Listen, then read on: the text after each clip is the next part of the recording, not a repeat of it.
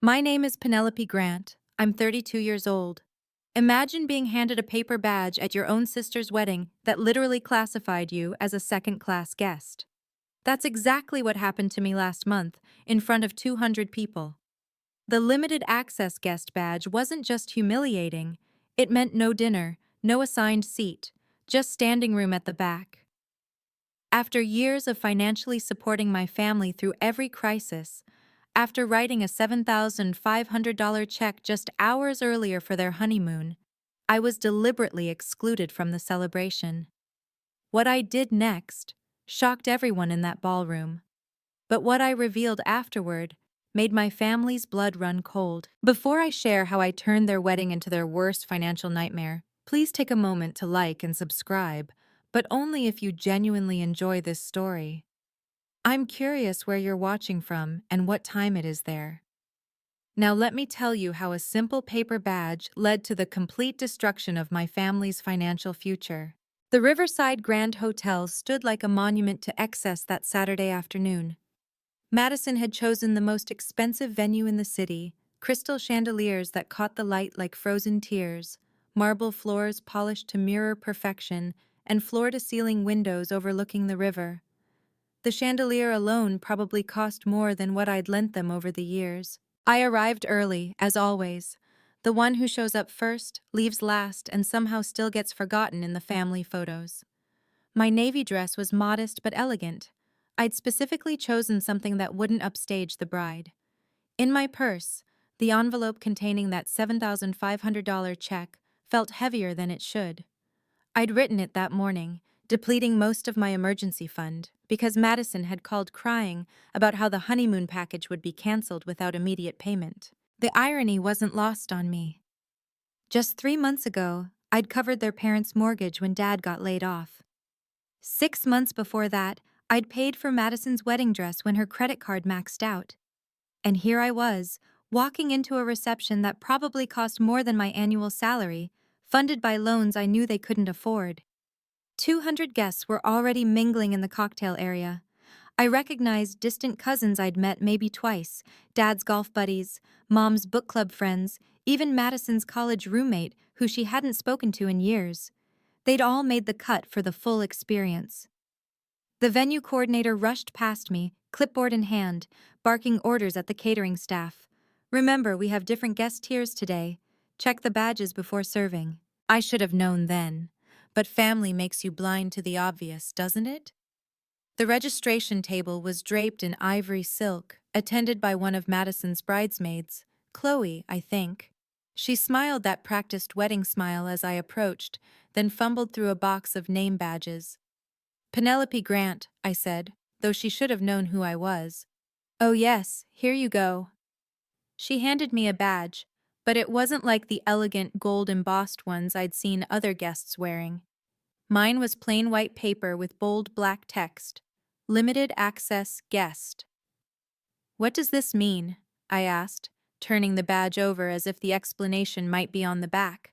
Before Chloe could answer, my mother materialized beside me in her mother of the bride dress, a lavender creation that cost more than my monthly rent. She leaned in close, her voice barely a whisper, but sharp enough to cut. "That means no plate."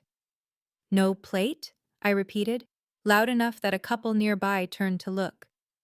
Mom's smile never wavered, that practiced society smile she'd perfected over years of country club lunches. "We had to make some adjustments. You understand." The couple next to us pretended to study their phones, but I could see them exchanging glances. Behind them, my cousin Janet whispered something to her husband.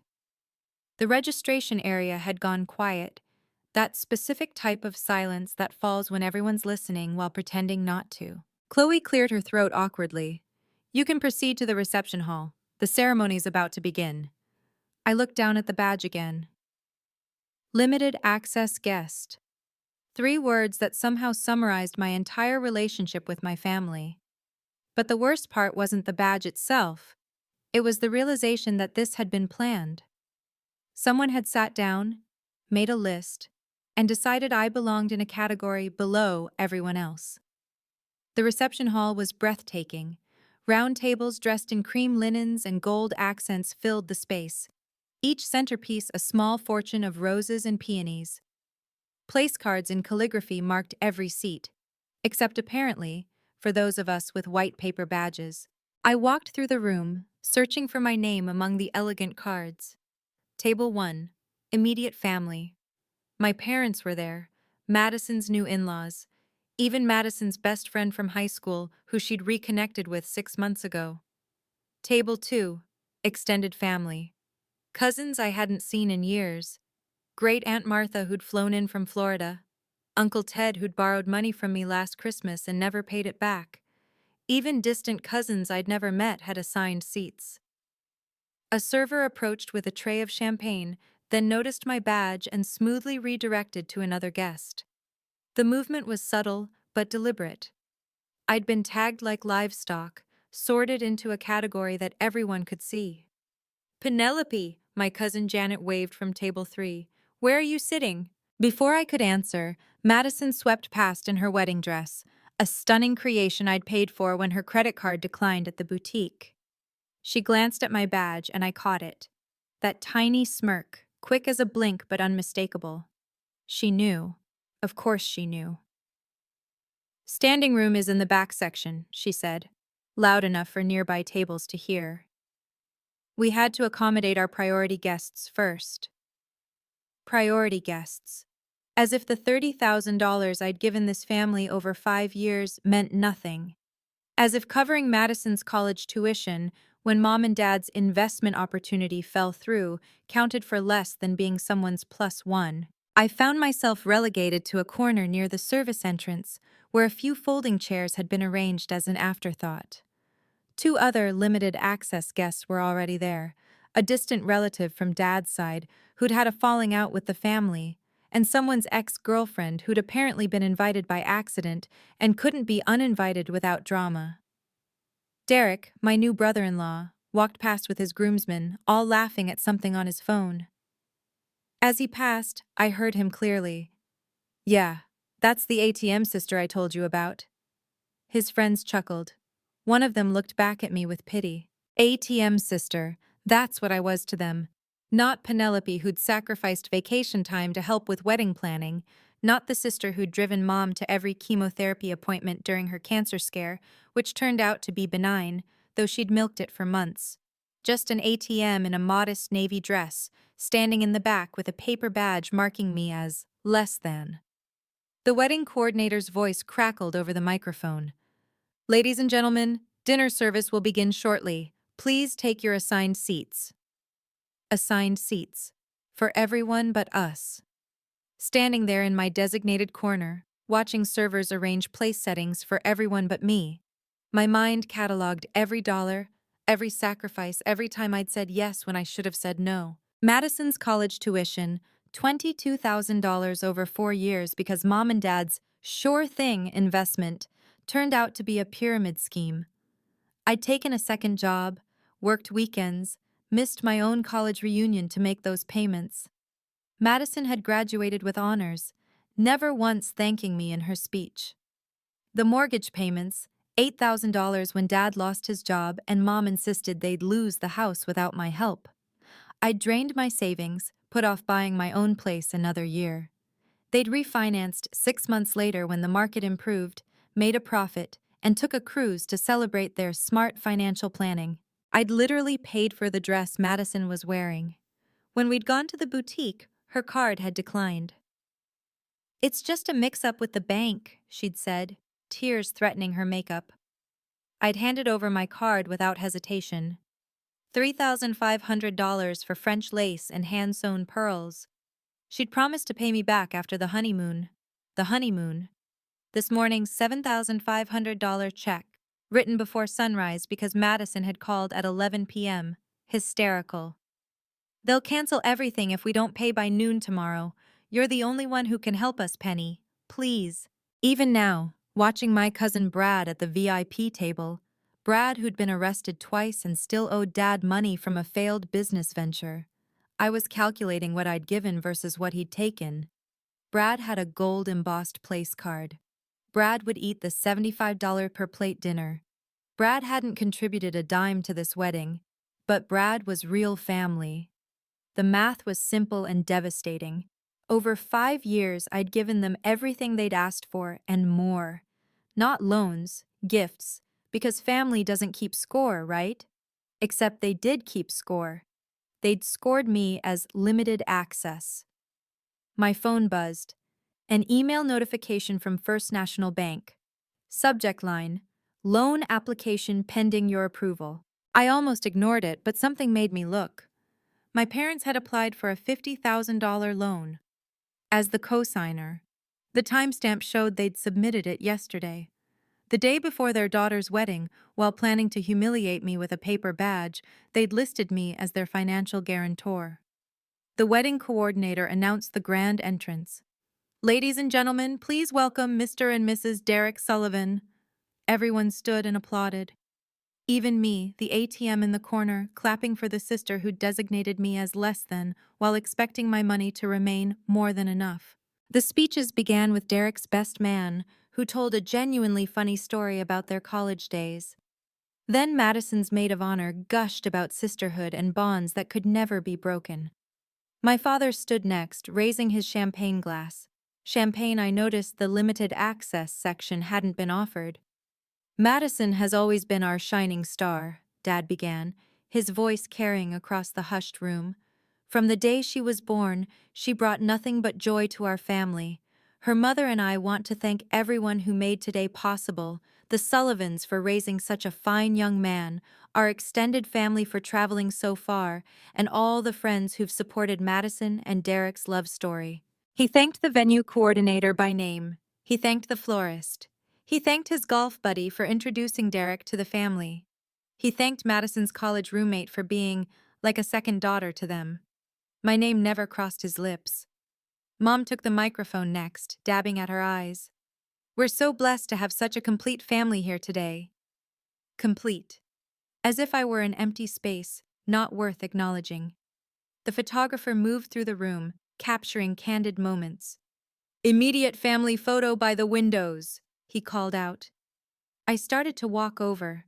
I was immediate family, wasn't I? Madison's bridesmaid intercepted me. "Oh, this is just for the wedding party and parents." "But I'm her sister." "Right, but..." She gestured vaguely at my badge. "Maybe we can do extended family photos later?" Later never came. I watched them pose. Mom, Dad, Madison, Derek, his parents, his sister who'd flown in from Seattle. 20 minutes of photos, and I stood there like hired help, holding Mom's purse when she handed it to me without looking. Derek and his groomsmen gathered near the bar, voices carrying. "Your ATM sister looks pissed," one of them said. Derek laughed. "She'll get over it. She always does. Madison says she's desperate for family approval. Watch, she'll probably offer to pay for the bar tab before the night's over." That's when I decided to check something on my phone. I opened the email from First National Bank, scrolling past the legal language to the meat of it. Loan amount, $50,000. Purpose: home improvement and debt consolidation. Primary applicants: Robert and Linda Grant. Cosigner: Penelope Grant. Status: awaiting cosigner. Final approval. The details made my stomach turn. They'd used my social security number. Of course they knew it. I'd given it to them for their taxes when they'd claimed me as a dependent years ago. They'd listed my income, my position at the company, even my excellent credit score that I'd spent years building while they destroyed theirs. The loan terms were predatory, 18% interest rate because of my parents' credit history. Without my signature, they'd never qualify.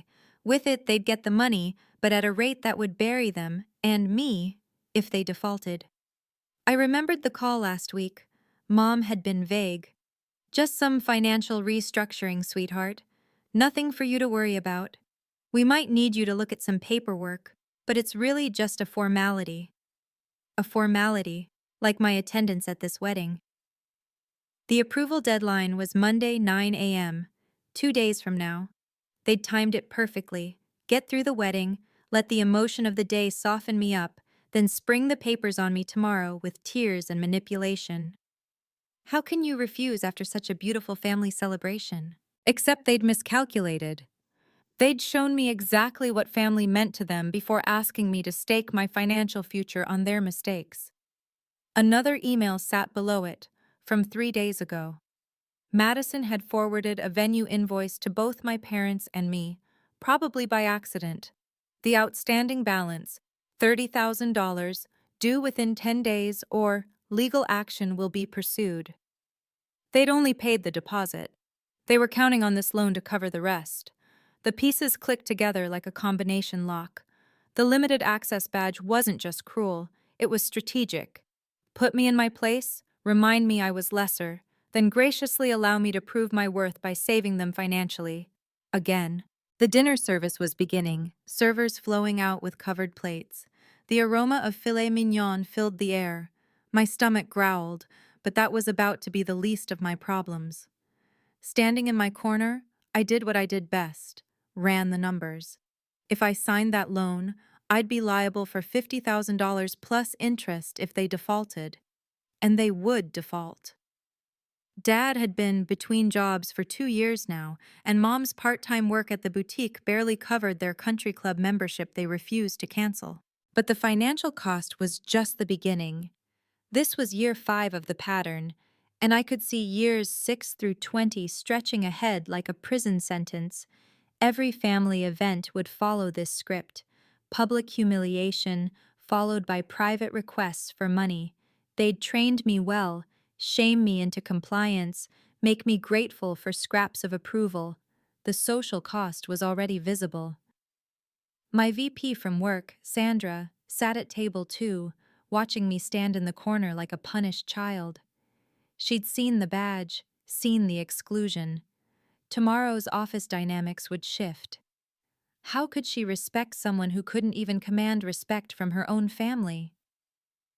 Every family gathering, I was the wallet, never the daughter. The truth of it sat heavy in my chest. I thought about Thanksgiving last year. I'd brought a homemade pie and a check for Mom's emergency dental work.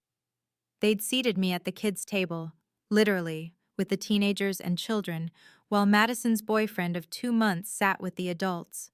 The dental work turned out to be veneers, cosmetic. My phone buzzed with a text from Madison. "Stop looking so miserable. You're ruining the photos." I wasn't even in the photos. The opportunity cost hit me hardest. While funding their lifestyle, I'd postponed my own. The downtown condo I'd wanted, my down payment had become Madison's college tuition. The MBA program I'd been accepted to, that money went to their mortgage. The therapy I clearly needed, that budget line item was consistently redirected to family emergencies. Dr. Kim, my therapist from 2 years ago, had warned me before I'd stopped seeing her, couldn't afford it after paying for Mom's cancer treatments. "Penelope, you're not helping them. You're enabling them, and they'll escalate their tactics each time you comply." She was right. Last year, I'd been seated at the kids' table. This year, I didn't even get a seat. Next year, would I be outside looking in through the windows? Then the dinner service began. The servers moved like a choreographed dance, silver domes lifting to reveal perfectly plated dinners. The smell of garlic butter and rosemary filled the room. My stomach clenched. I'd skipped lunch to help Madison with last-minute preparations, ironing her going-away dress while she got her nails done. I was always the first to arrive, the last to leave. Every crisis, real or manufactured, I'd dropped everything. When Mom called about her cancer scare, I'd used all my vacation days to drive her to appointments. The tests came back benign, but she'd waited 3 weeks to tell me. 3 weeks of me sleeping in hospital waiting rooms, missing my best friend's wedding, losing the promotion to someone who'd been present while I'd been playing nurse to a hypochondriac. The fake illness had been the cruelest manipulation. I'd cried in bathroom stalls, terrified of losing her, while she'd posted photos from lunch dates with her book club, captioned "making the most of every moment." Madison floated between tables in her reception dress, A $2,000 confection I'd also paid for when she'd cried about Derek's family judging her for re-wearing the ceremony dress. She laughed with guests, posed for selfies, her hand displaying the wedding ring set that cost more than my car. Her Instagram post from last week flashed in my mind. Family is everything. So blessed to have parents who've given me the perfect wedding. The comments had poured in about what wonderful parents they must be. No mention of the sister who'd made it financially possible. A server approached with a tray, saw my badge, and pivoted away. The limited access guests beside me were sharing a bag of vending machine chips someone had bought from the lobby. We were the untouchables at a celebration of union. Derek's laugh boomed across the room. He was telling the story of their engagement, the surprise trip to Paris I'd helped fund when he'd come up short. Madison deserves the world, he was saying, and I'll spend my life giving it to her. With my money, apparently. Then the dinner service began in earnest, and my mother did something unforgivable. Sandra, my VP, caught my eye from table 2. She'd been watching everything, the badge, the standing room relegation, the servers avoiding me like I was contaminated. Her expression was carefully neutral, but I knew that look. It was the same one she wore during performance reviews when someone's leadership potential was in question. 3 other colleagues from my company were here. Madison had insisted on inviting them to show Penelope we value her career. They sat at respectable tables with proper place cards, while I stood in the corner like an intern who'd crashed the party. Even my professional standing was being undermined. Marcus from accounting whispered something to Jennifer from HR. They both glanced my way, then quickly looked away when I noticed. By Monday, this would be office gossip. Did you hear about Penelope at her sister's wedding? Her own family treats her like a doormat. How could I negotiate million-dollar contracts when everyone knew I couldn't even negotiate basic respect from my family? How could I manage a team when I couldn't manage boundaries with my parents? Last month, I'd been shortlisted for the CFO track program. Sandra had pulled me aside, said I showed exceptional financial acumen and leadership potential. But leaders don't wear paper badges marking them as less than. Leaders don't stand in corners while others feast. My phone lit up with a LinkedIn notification. Someone from the wedding, I couldn't tell who, had already posted a photo. There I was in the background, badge visible, standing alone while the real guests enjoyed dinner. The caption, "Beautiful wedding, such a loving family celebration." The irony was razor sharp. I controlled $50 million in corporate accounts. I'd saved my company $2 million last quarter by renegotiating vendor contracts. My signature could authorize purchases that would make this wedding look like pocket change. But here, in this room full of people who knew me since birth, I was nobody. Sandra raised her champagne glass slightly in my direction. Not a toast, but an acknowledgement. She'd seen everything. The question was, would she see weakness, or would she see someone about to set a boundary? If you've ever been taken for granted by family, despite being their biggest supporter, you'll understand what happened next. Drop a comment about whether you think I went too far. I genuinely want to know your thoughts. And if this story resonates with you, please hit that subscribe button. It really helps me share these important conversations about setting boundaries with toxic family members. Now let me tell you about the moment everything changed. The servers moved in perfect synchronization, placing plates before guests with practiced elegance. Filet mignon with truffle reduction, seared scallops, garden vegetables arranged like art. The limited access section watched from our corner as 200 people prepared to dine. A young server approached me with a plate, probably new, not briefed on the system. Before she could set it down, the catering manager intercepted her. "Check the badge," he said, loud enough for nearby tables to hear. The server looked at my white paper badge, then at the manager, confused. "No service for limited access," he said. "But," I started, "you'll need to check with management if there's been a mistake." His tone suggested there hadn't been. The conversation rippled outward. Table by table, guests turned to look at the woman being denied food at her sister's wedding. Some pretended not to notice, suddenly fascinated by their napkins. Others stared openly, waiting to see what would happen next. Madison stood up at the head table, clinking her fork against her glass. The room fell silent. "Before we begin our meal," she announced, her voice carrying clearly through the microphone, "I want to address a small logistics issue.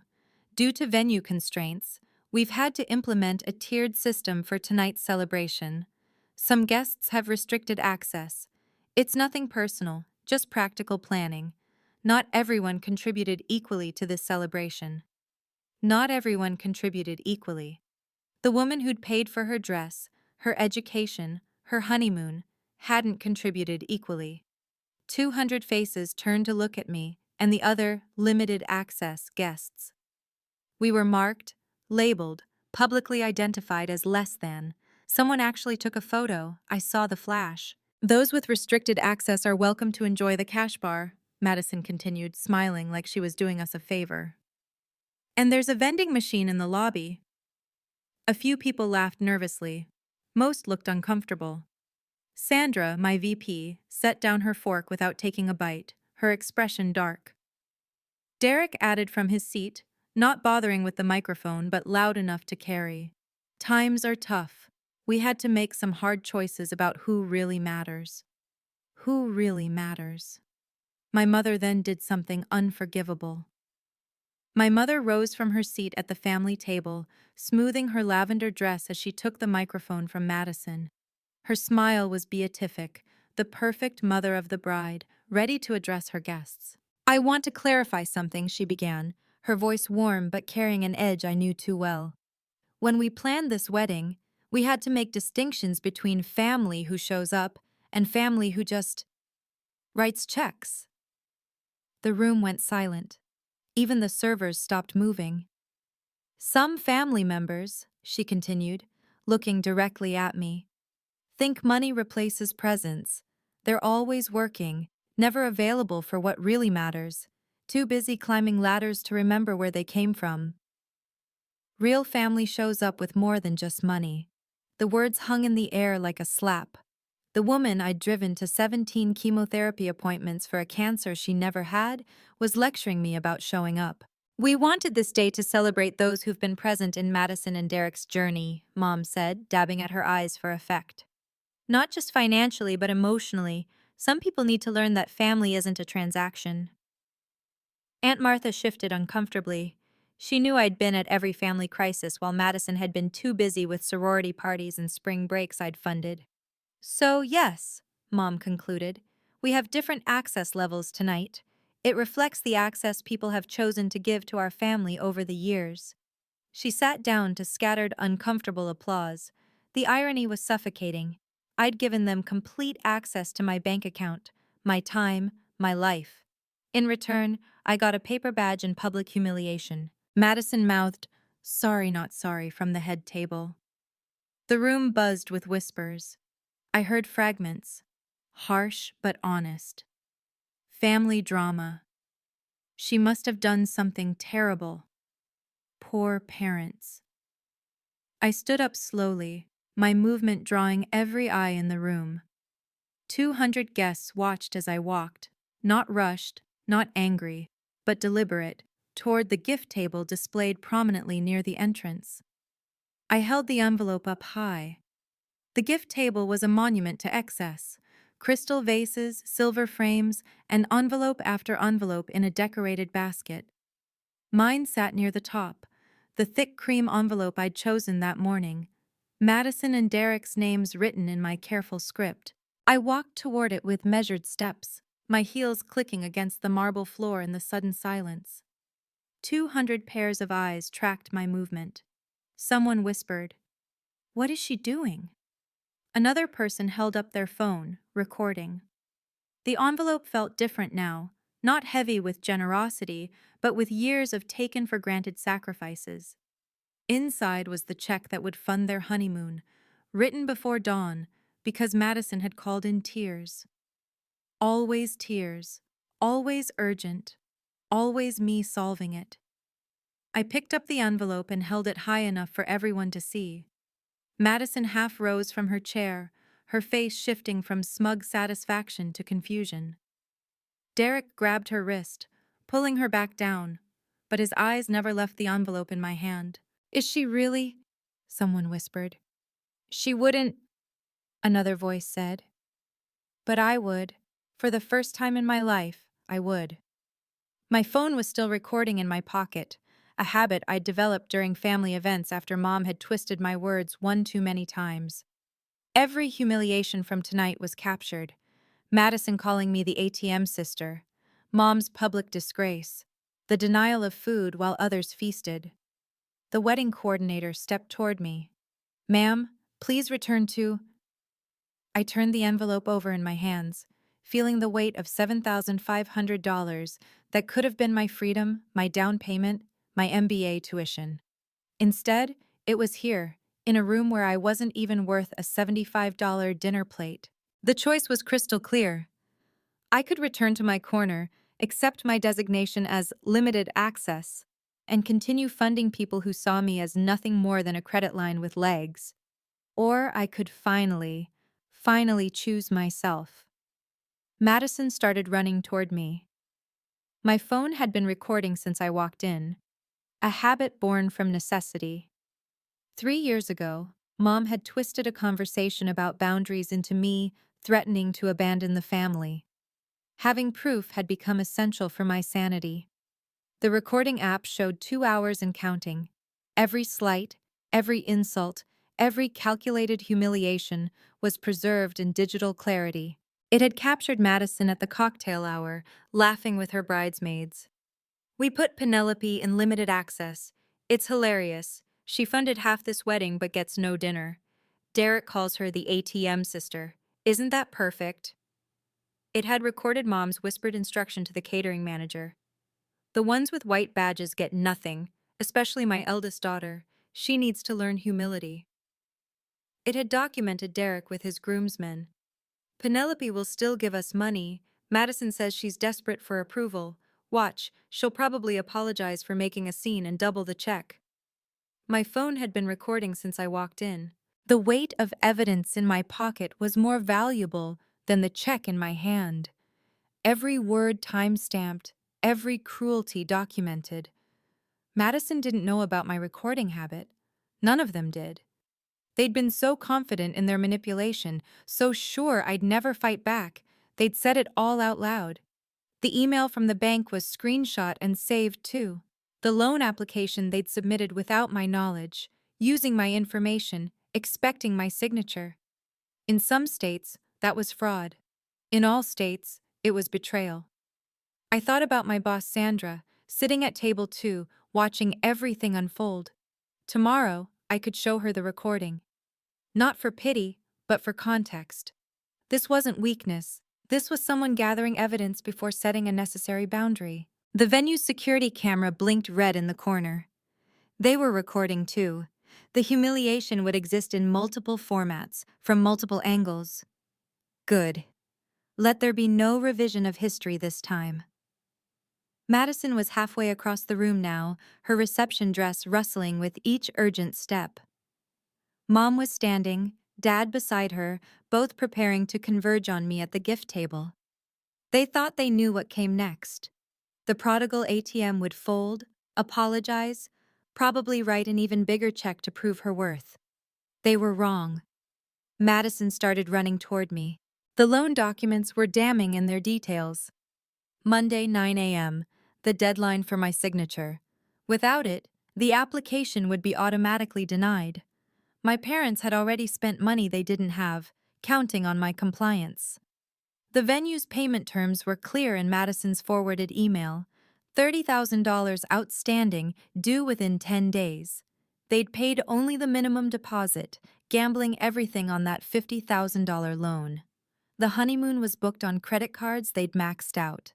The flowers, the catering, the band, all on payment plans they couldn't afford. Without cosigner, loan denied. They'd built a house of cards, and I was the foundation they'd assumed would never move.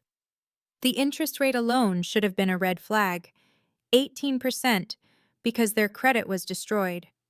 They weren't just asking me to co-sign, they were asking me to accept financial responsibility for their lifestyle. I remembered the venue manager's words to Mom during planning. Full payment is due within 10 days of the event, or we pursue legal action. Mom had laughed it off. Don't worry, we have it handled. Their handling was my signature. The wedding had cost approximately $75,000. They'd paid $15,000 up front, borrowed from Derek's parents. The rest was floating on promises and my expected cooperation. If I refused to sign, the entire facade would collapse by Tuesday. Madison was 10 feet away now, her designer heels clicking urgently against the floor. Penelope, what are you doing? Her voice was high, panicked. Behind her, Derek had stood up, his face flushed. He knew exactly what that envelope contained. He'd been there this morning when Madison called me, crying about the honeymoon cancellation. He'd probably coached her on what to say. Mom and Dad were moving too, Mom's society smile finally cracking. Dad looked confused. He probably didn't fully understand how precarious their finances were. Mom had always handled the money badly. The room held its breath. 200 guests waited to see if the limited access daughter would dare to retrieve her gift from the priority couple. Madison reached for my arm. Put that down, now. I opened the envelope slowly, deliberately, letting the sound of tearing paper fill the silent room. The check emerged, $7,500 written in blue ink, my signature clear at the bottom. I held it up so the head table could see the amount. That's our honeymoon, Madison screamed, lunging for it. I stepped back, keeping the check high, and spoke clearly so everyone could hear. Limited access guests don't give full gifts. The words landed like a bomb. I used their own language, their own classification system, their own cruel logic against them. Then I tore it. The first rip split the check in half. Madison's scream could have shattered glass. The second tear quartered it. By the third, it was confetti. I only contribute what I'm valued. You can't do this! Derek was charging over now, his face purple with rage. That's our money! No, I said calmly, letting the pieces flutter to the floor like snow. It was my money. From my emergency fund. For my family. But limited access guests aren't family, are they? The room erupted. Guests gasped, phones came out, and the wedding videographer swung his camera toward me, capturing everything. Madison dropped to her knees, trying to gather the pieces as if she could tape them back together. You're ruining everything, she sobbed, mascara streaming down her cheeks. How could you? How could I? After funding her entire adult life, after sacrificing my dreams for hers, after being publicly humiliated in front of everyone who mattered to my career and family, how could I? Mom reached us, her voice deadly quiet. Penelope Grant, you will write another check right now. No, this is not a request. Neither is basic human dignity, but you made that negotiable. Dad finally arrived, panting slightly. Princess, please, let's discuss this privately. Princess. He hadn't called me that in years, only when he needed something. There's nothing to discuss, I said. You classified me as limited access. I'm simply honoring your system. Then my father said the quiet part out loud. Derek's hand clamped around my upper arm, his grip tight enough to leave marks. You can't do this to family. His voice boomed across the ballroom, all pretense of calm abandoned. What family? I asked, my voice steady despite his fingers digging into my skin. I'm limited access, remember? Not priority, not equal. So what family are you talking about? Phones were out everywhere now, guests recording the spectacular collapse of what had been a picture-perfect wedding. The wedding videographer had abandoned the staged shots for this raw drama. Someone was live streaming. I could see the Facebook Live notification on their screen. Derek's parents rushed over, his mother's pearls bouncing with each step. Derek, let her go, she commanded, but he didn't listen. We're counting on that money, he shouted, shaking me slightly. Madison told me you'd come through. You always do. That's what you're for. That's what you're for. The mask hadn't just slipped, it had been completely torn off. Every guest heard it. Sandra, my VP, had stood up from her table, her phone clearly recording. The professional witnesses would remember this moment. "Derek!" Madison pulled at his arm. "Stop it! People are watching." "Let them watch." He released me with a slight shove. "Your sister just cost us everything. The honeymoon, The what?" I asked loudly. "The venue payment you haven't made? The $30,000 you still owe? The loan you need by Monday?" The color drained from Madison's face.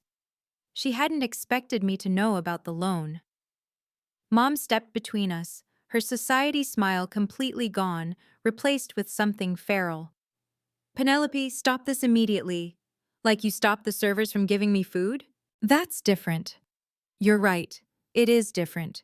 You can't eat humiliation, but apparently you expected me to swallow it anyway." The wedding coordinator was speaking urgently into her headset, probably calling security. The DJ had stopped the background music. Even the servers had frozen, watching the train wreck unfold. Then my father said the quiet part out loud. "You owe us after everything." Dad's voice cracked with desperation. "We raised you. We gave you life. We need that loan approved Monday or we lose everything." The entire room heard him beg. Gasps rippled through the crowd. The word loan hung in the air like a confession. This wasn't about a wedding gift. This was about survival, and everyone now knew it. Madison grabbed Dad's arm. "Shut up! Just shut up!" But he was beyond stopping, panic overriding sense. 50,000, Penelope. You have to sign it. The venue, the vendors. We'll be sued. We'll lose the house." "Robert," Mom hissed, but the damage was done. The guests were murmuring now, pieces clicking together. The limited access badges, the public humiliation, and now begging for a loan. The story wrote itself. They'd tried to break me down to build themselves up. "So that's what this was about," I said, loud enough for everyone to hear. "Humiliate me into compliance. Make me desperate enough for acceptance that I'd sign anything." "That's not," Mom started. "The loan application was submitted yesterday. The wedding was today. The timing isn't coincidental." Derek's mother covered her mouth in shock. "You took out loans for this wedding?" "It's handled!" Madison shrieked. "It was supposed to be handled." "By me. Their perpetual solution to every problem. Their human ATM who just needed the right combination of guilt and humiliation to dispense cash." The whole room heard him beg, someone whispered behind me. Dad's face was crimson now, realizing what he'd admitted. "This is family business." "Family?" I laughed, but there was no humor in it. "You made me stand in the corner like a beggar at my sister's wedding, and now you want to talk about family?" The wedding coordinator approached with 2 security guards. "Is there a problem here?" "No problem," I said calmly. "I was just leaving." Mom grabbed my wrist. "You mean the $50,000 loan?" I said clearly, ensuring my voice carried across the silent ballroom. "The one requiring my signature as co-signer? For a wedding that's already happened?" I pulled out my phone, holding it high so those nearby could see the email from First National Bank. The header was clearly visible. Loan application, pending co-signer approval. "Let me make sure everyone understands," I continued, my voice steady as a news anchor. "My parents applied for a loan using my information without my knowledge. They need my signature by Monday morning, or it's automatically denied." The murmuring grew louder. Someone said, "That's fraud." Another whispered, "They used her information?" "The interest rate is 18%, I announced, "because their credit is destroyed. They're not asking me to help. They're asking me to assume responsibility for debt they can't pay." Mom's grip on my wrist tightened. "Stop talking." "Like you stopped defending me when Madison called me the ATM sister?" I showed the phone screen to the crowd gathering closer. This loan was their plan to pay for everything. The venue, the flowers, the band. It's all floating on the assumption that I'd sign. Derek's father stepped forward. "We gave you 15,000 for deposits." And they spent it on appearances, I replied. Look at this reception. Look at the waste. They borrowed from you, maxed out cards, and planned to cover it all with my credit score. Madison was sobbing now, ugly crying that ruined her professionally done makeup. You're destroying my wedding. No, you destroyed it when you decided I was worth less than the money I could provide. The wedding planner was on her phone, probably calling the venue's management. The vendors would know by morning that payment was in jeopardy. The house of cards was collapsing in real time. Monday, 9 a.m., I said, waving my phone. That's when your loan dies without my signature. My mother grabbed my wrist tighter, her nails digging in. The looks on their faces when they realized their financial future was in my hands. Priceless. Have you ever had that moment when toxic family finally realizes they can't use you anymore? Share your story in the comments below. And if you want to hear how this all ended, including the shocking revelation from a family friend, make sure you're subscribed with notifications on. Trust me, the ending is worth it. Sandra, my VP, stood up from table 2, her voice cutting through the chaos with corporate authority. Excuse me, everyone. The room turned toward her. Sandra commanded attention. Power suit even at a wedding. Silver hair styled perfectly. The kind of presence that made CEOs listen. I think there's something you should all know, she said, walking toward our growing circle of drama. Penelope Grant is our senior financial controller at Morrison Industries. She manages over $50 million in corporate accounts. The silence was deafening. She's also, Sandra continued, the person who saved our company $2 million last quarter through strategic vendor negotiations. The board has been discussing her promotion to CFO track. Mom's grip on my wrist loosened slightly. Madison stopped crying mid-sob. Your loan, Sandra said, looking directly at my parents, was flagged in our risk assessment system. When someone in a fiduciary position is asked to co-sign high-risk debt, we notice. We were concerned about potential financial pressure affecting someone who controls significant corporate assets. The implications were clear. My parents' debt could impact my job, my career, my future, and my company knew about it. Penelope's signature authority exceeds most people's annual salaries, Sandra added. The fact that you would publicly humiliate someone of her professional standing, then expect her to assume your debt, is illuminating. Derek's mother gasped. She controls $50 million? Daily, Sandra confirmed. Your loan was flagged as predatory, by the way. 18% interest with your credit profile? Any financial professional would advise against it. The crowd was pressing closer now, the spectacle too compelling to ignore. My colleagues from work looked vindicated. They'd witnessed everything and would testify to my professional standing versus my family's treatment. We were concerned about her co-signing for high-risk borrowers, Sandra said, emphasizing the last 3 words while looking at my parents. High-risk borrowers. Not family. Not parents. Financial liabilities with a history of default. Then Carol, my parents' friend from their country club, pushed through the crowd. Madison, she called out, wine glass in hand, slightly tipsy. You got your wish. Everyone turned to look at her. Carol stumbled slightly in her heels, champagne sloshing in her glass.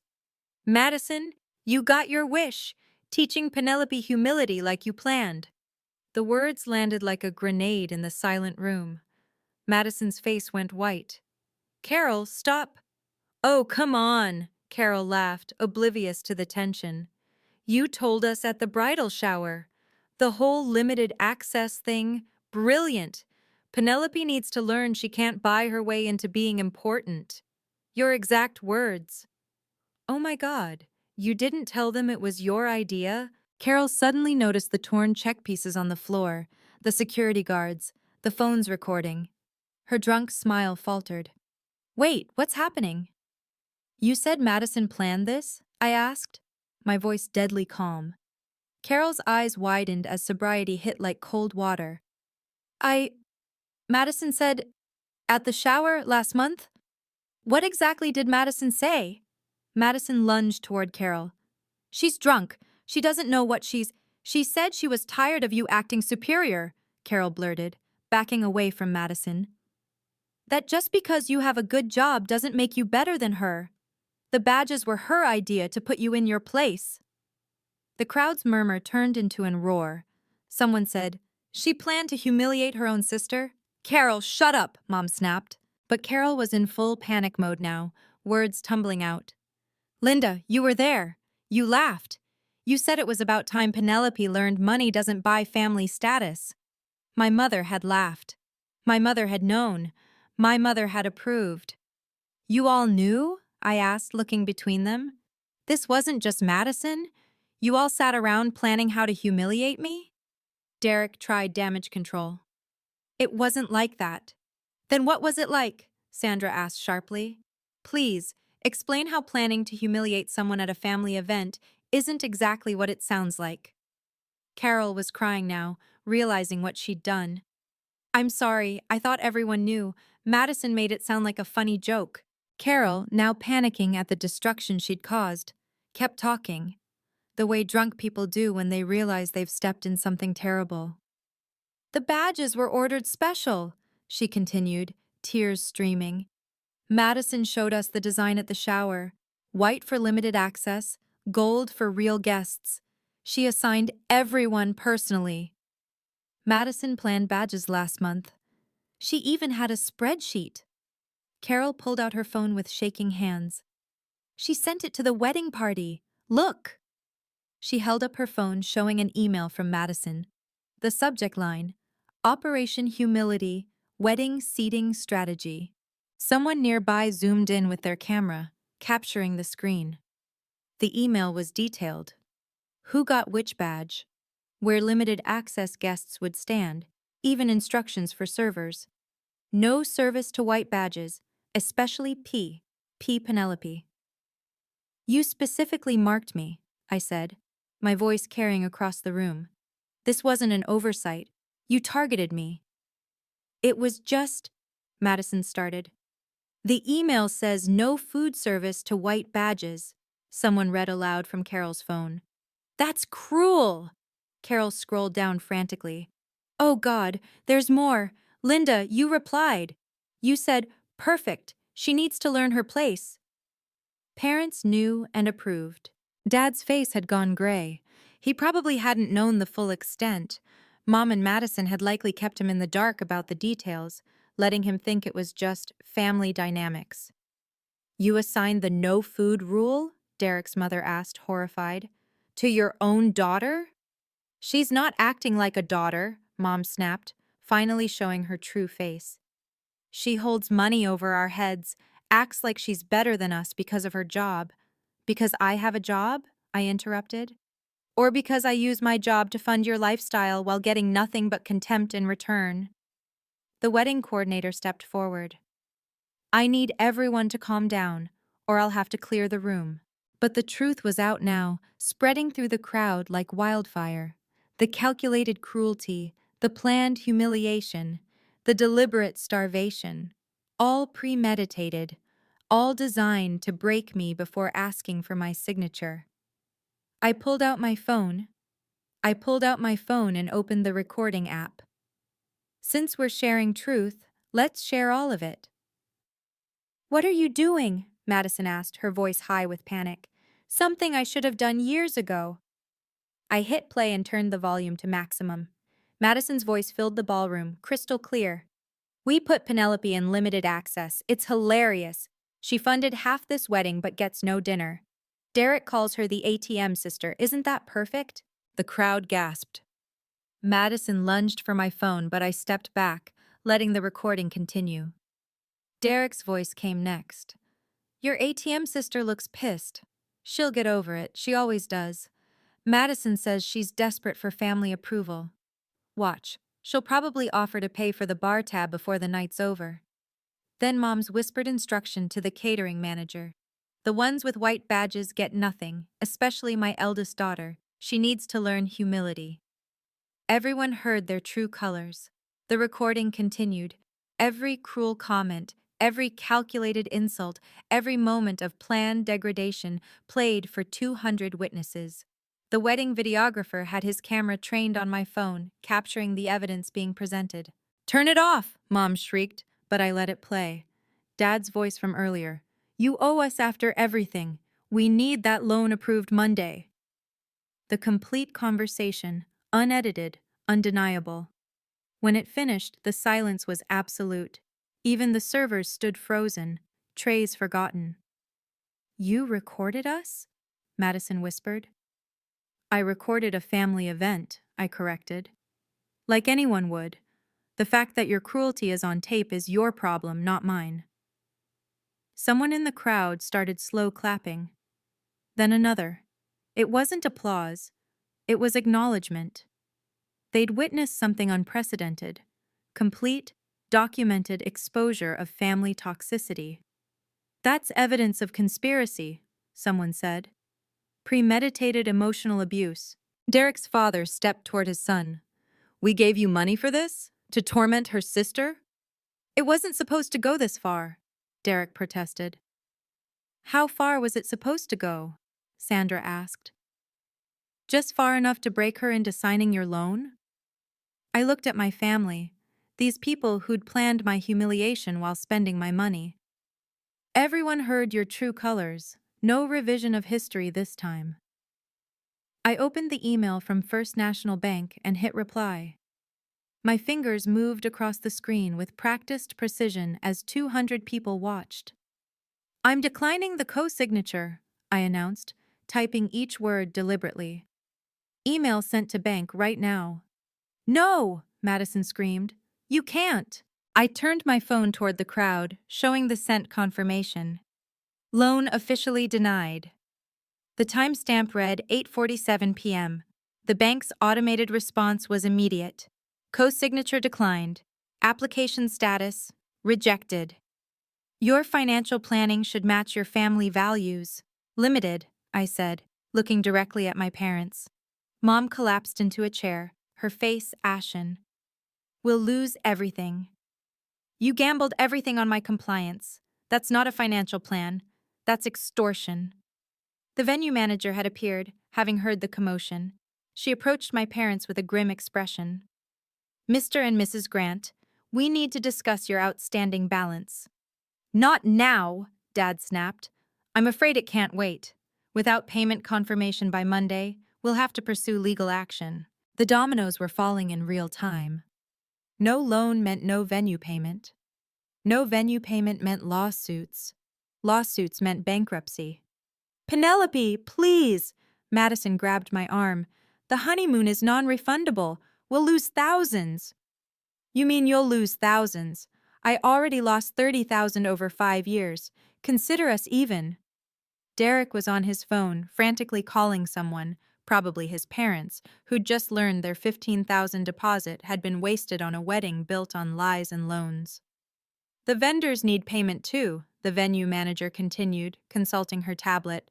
"The florist, the band, the photographer, they're all expecting settlement within 10 days. Each word was another nail in the coffin of my family's financial fantasy.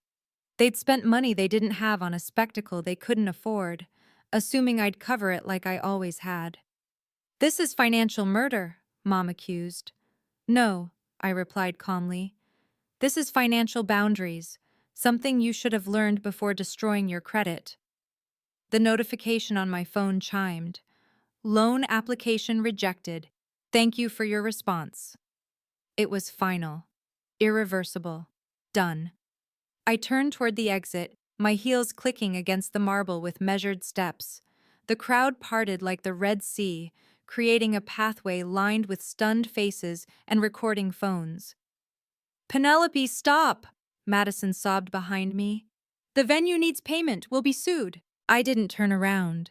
Each step was a declaration of independence from years of financial servitude. "Please," Mom's voice cracked. "We'll lose everything. The house, our reputation." Still walking, the exit glowed ahead like a promise of freedom. "You're destroying your sister," Dad shouted, his last attempt at manipulation. That made me pause at the doorway. I turned just my head, not my body, and delivered my final words to the room. "Limited access works both ways." Then I walked out. Behind me, the explosion was immediate. Madison's wailing echoed through the doorway. Derek was shouting at his parents. Mom was arguing with the venue manager. The carefully orchestrated wedding had become a battlefield of blame and desperation. Through the glass doors, I could see the chaos continuing. The wedding coordinator was calling additional security. Guests were gathering their things, the celebration officially over. Someone, I think it was Cousin Janet, was comforting Madison, who'd collapsed in Derek's arms. The valet brought my car around. As I waited, I could hear fragments from inside. Can't do this to family. $30,000. Lawsuit by Monday. How could she? I tipped the valet and got in my car. Through the rearview mirror, I saw Sandra exit the venue, giving me a subtle nod of approval. She'd witnessed everything. My professional reputation hadn't been damaged. If anything, I'd shown decisive leadership under pressure. My phone buzzed with notifications. The video was already spreading on social media. Bride, humiliates sister, sister destroys wedding, was trending locally. But I didn't look at any of it. I drove away from the Riverside Grand Hotel, away from the family that had seen me as nothing more than a wallet with obligations. For the first time in my adult life, I was free. By the time I reached my apartment, my phone showed 47 missed calls. The wedding reception had imploded completely, and the aftershocks were spreading fast. My colleague Jennifer texted, "Reception ended 2 hours early. Venue manager shut it down. Your parents couldn't guarantee payment." The dominoes fell quickly. The band had stopped playing when the venue manager announced an early conclusion to tonight's celebration. The bar closed immediately. Apparently, that was cash only, and my parents didn't have any. The cake cutting never happened. The photographer left after demanding immediate payment for the work already done. They had to end the reception 2 hours early. A video from Cousin Janet showed the aftermath. Madison sobbing in her reception dress while guests awkwardly filed out. The beautiful ballroom emptying prematurely, servers already breaking down stations, the wedding coordinator arguing with my parents about breach of contract. Derek's mother could be heard saying, "We want our 15,000 back, tonight." The family text chain exploded. Aunt Martha, "What just happened?" Uncle Ted, "Penelope destroyed the wedding." Cousin Brad, "She tore up a check in front of everyone." But other messages were different. Janet texted privately, "Good for you. They've treated you like garbage for years." A great aunt I barely knew wrote, "About time someone stood up to Linda's nonsense." The video was spreading beyond family. Someone had posted it to the local Facebook community group with the caption, "Wedding drama at Riverside Grand, Sister Revolt." Within an hour, it had 500 shares and climbing. Comments poured in. The family got what they deserved. Imagine denying your sister food at your wedding. Team Penelope all the way. The parents are trash. But the real devastation was financial. The venue manager had given my parents a deadline: full payment by 9 a.m. Monday or legal proceedings begin. Without my co-signature, they had no way to pay. Their credit cards were maxed, their credit was shot, and now everyone knew it. Madison's perfect wedding had become the most infamous event of the year, but not for the reasons she'd planned. Instead of being remembered for its elegance, it would be remembered for its spectacular collapse when the family ATM finally closed for business. By Sunday morning, the social destruction was complete. The video had gone beyond local. Someone with a larger following had shared it with the caption, "This is why you don't treat family like servants." 20,000 shares. The comments section was brutal. "The mother is a monster. They deserved worse. Penelope is my hero." Madison's employer, Riverside Elementary, had seen the video. The principal called an emergency meeting for Monday. Teaching children required moral character, and publicly planning to humiliate and starve your sister raised questions. Parents were already commenting on the school's Facebook page. "Is this who's teaching our kids about kindness?" Derek's family was demanding an annulment. His mother had called off the family brunch, telling everyone that she needed time to process who her son had married. His father wanted their $15,000 back immediately, threatening legal action if necessary. Derek's sister posted on Instagram, "When someone shows you who they are, believe them. Family announcement coming soon." My parents were shunned at their country club. Mom's book club friends had a text chain that she was accidentally included in. "Linda is absolutely toxic. Poor Penelope. I'm not comfortable having her in our group anymore." Mom was removed from the chat an hour later. Dad's golf buddies were less subtle. One texted him directly, "Saw the video, that was disgusting, Bob. Don't come to poker night." The church they'd attended for 20 years was concerned. The pastor's wife called to say they should take some time for family healing before returning to services. Translation: Don't show your faces here. Madison's Instagram, usually filled with supportive comments on her curated life, was now a battlefield. Every post was flooded with strangers calling her out. She'd gone private, but screenshots were circulating. Her follower count plummeted from 5,000 to 300 in a day. Derek's family wants out. The revelation that they'd married into a family that would publicly humiliate their own daughter for money was too much. His mother had already consulted a lawyer about protecting their assets from any financial fallout. The Grant family name was toxic in our community. 3 generations of reputation destroyed in one evening. Monday arrived with brutal efficiency. The venue filed their lawsuit at 9:15 a.m. $30,000 plus damages, legal fees, and interest. The court documents were public record. Everyone could see the Grant family's financial humiliation laid bare. Madison and Derek's honeymoon was gone. The travel company had canceled everything when the credit card payment bounced. No refunds on the packages they'd booked. The luxury resort in Bali became a memory of what could have been. They spent what should have been their first day of paradise in a lawyer's office. My parents' mortgage was now in jeopardy. They'd taken a second mortgage to help pay for wedding deposits, counting on the $50,000 loan to cover it. Without that loan, they couldn't make next month's payment. The bank had already sent a warning notice. Everything collapsing. The florist wanted their $5,000.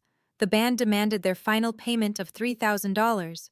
The photographer wouldn't release any photos without the remaining $4,000 balance. Every vendor they'd charmed with promises was now demanding money they didn't have. Madison and Derek were fighting constantly. Neighbors reported screaming matches that lasted hours. "You said she'd pay. Your family ruined everything." Their marriage, not even a week old, was already cracking under financial pressure. Then came the bankruptcy lawyer consultation. Tuesday afternoon, my parents sat in a sterile office, filling out paperwork that detailed every asset, every debt, every financial mistake. The lawyer was blunt. Chapter 7 might be your only option. The wedding that was supposed to showcase their success would be listed in bankruptcy court as the final catastrophic expense that broke them. Derek's family filed their own lawsuit to recover their $15,000. They wanted nothing to do with the grants, but they wanted their money back. It was business now, not family. The local news picked up the story. Wedding disaster leads to multiple lawsuits. They didn't name names, but everyone knew. The Riverside Grand Hotel confirmed they were pursuing full legal remedies against clients who failed to meet contractual obligations. Then came the messages. 47 missed calls in 48 hours. My phone became a monument to desperation. The texts started with fury. "Mom, Saturday, 11 p.m. You're dead to us." Madison, Sunday, 2 a.m. "I hope you're happy. You destroyed my life." Dad, Sunday, 6 a.m. "This is unforgivable." By Sunday afternoon, the tone shifted to bargaining. "Mom, let's talk about this like adults." Madison, "I'm sorry for the badge thing. Can we work this out?" Derek, "We can pay you back in installments." Sunday night brought the love bombing. "Mom, you're still my daughter. I love you despite everything." Madison, "Remember when we were kids? We were so close." Dad. Princess, my heart is broken. Please come home. Their texts went from "you're dead to us" to "we love you" in 6 hours. Monday morning, when the lawsuit hit, came the threats. Mom, you'll regret this when we're homeless. Madison, I'll never forgive you. Never. Dad, you've killed your mother. She's having chest pains. The chest pains were fake. Aunt Martha texted me privately. Saw your mom at Starbucks. She seems fine, just angry. Then came the flying monkeys, relatives recruited to guilt me. Uncle Ted. Family forgives, Penelope. Cousin Brad. You went too far. Apologize. Great Aunt Helen. Your mother is suffering, have mercy. But I also got unexpected support. Janet. Stay strong, they earned this. Mom's former friend. Linda's been toxic for years. You did right. Sandra from work. The board was impressed by your boundary setting. Very leadership material. The most desperate attempt came Tuesday evening. Madison sent a long email with the subject line, Olive Branch. She offered to make me matron of honor at a vow renewal ceremony. We'll do it right this time. You'll be at the head table. Full access to everything. Please just sign the loan, we can still fix this. A vow renewal. For a marriage that was 5 days old and already falling apart. The delusion was breathtaking. I didn't respond to any of it. Every text, call, and email went unanswered. The silence was my response. 3 months later, my life had transformed completely. Sandra had fast-tracked my promotion. The board was impressed by what they called decisive action under pressure and exceptional boundary management. I was now deputy CFO, with a clear path to the top position within 2 years. My salary had increased by 40%. I joined a support group for survivors of family financial abuse.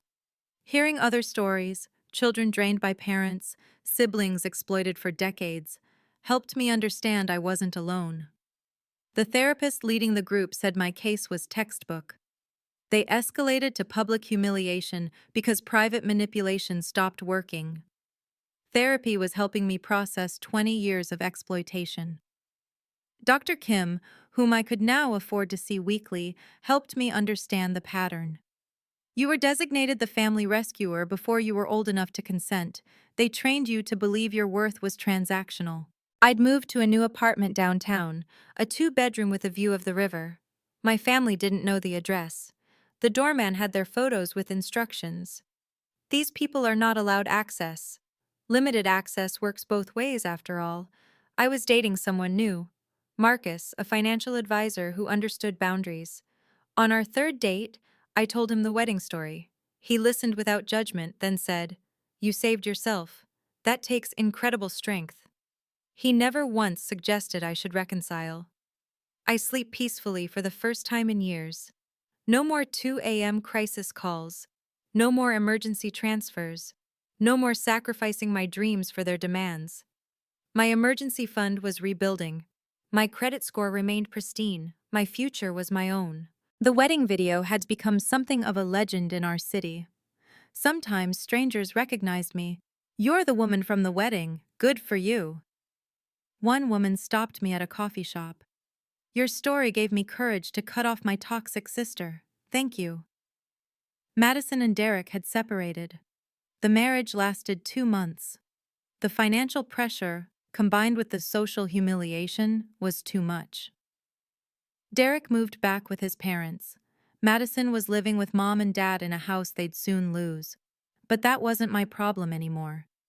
The final boundary came 6 months after the wedding. I changed my phone number, giving the new one only to trusted friends and colleagues. But first, I sent one last email to my family. "This is my final communication. The limited access designation you gave me at Madison's wedding is now permanent. Do not attempt to contact me through third parties, work, or social media. Any harassment will result in a restraining order. I wish you the financial wisdom you never showed me. Penelope." Limited access permanent. Mom tried to reach me through my company. HR intercepted the call and informed her that personal matters were not to be directed to the workplace. She tried again. Security was notified. The third attempt triggered a cease and desist letter from our legal department. Madison created fake social media accounts to message me. I documented everything and filed for a no-contact order. The judge, reviewing the wedding video and subsequent harassment, granted it immediately. Dad showed up at my old gym. The manager, whom I'd warned, had him escorted out. He tried my favorite restaurant next. They'd been briefed too.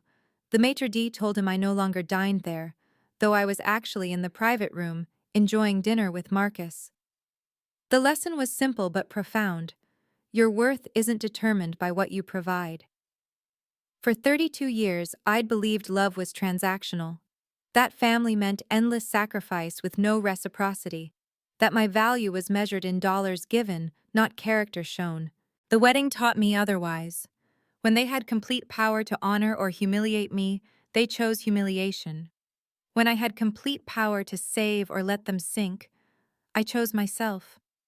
Family is behavior, not blood. My real family now includes Sandra, who mentored me through the promotion, Marcus, who loves me without conditions, my support group, who celebrates my boundaries, Dr. Kim, who helped me heal. These people show up with more than requests. They offer more than criticism. They see me as more than an ATM. What would you have done with that $7,500 check? Thank you for listening to my story. If you've survived family financial abuse, you're not alone. Your worth isn't measured by what you can provide. Please share this with someone who needs to hear that setting boundaries isn't cruel, it's necessary. Subscribe for more stories about standing up to toxic family dynamics. Comment below. What's the biggest financial boundary you've had to set with family? And remember, you don't owe anyone access to your success just because you share DNA. Until next time, protect your peace and your pockets.